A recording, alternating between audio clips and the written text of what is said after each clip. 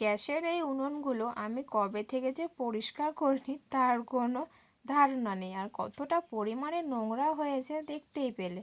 প্রায় আমার সবগুলো পরিষ্কার করা হয়ে গেছে। ভাবলাম তোমাদের সাথেও একটু শেয়ার করি, কারণ সবার বাড়িতেই কম বেশি এরকম হয়ে থাকে। প্রথমে দেখে ভাবছিলাম আমি এইটাকে কি করে পরিষ্কার করব, যখন আমি এই নর্মালি বাসন মাজার সাবান আর লোহার যে ঘষাটা থাকে সেটা দিয়ে আমি ঘষে পরিষ্কার করে দিয়েছি এত সুন্দর।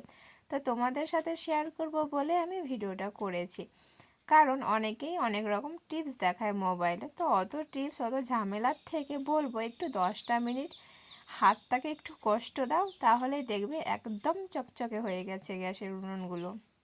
আর আমি এখানে ভালো করে জোর লাগিয়ে ঘষছি, কারণ একটু জোর লাগায় না ঘষলে পরিষ্কার হবে না।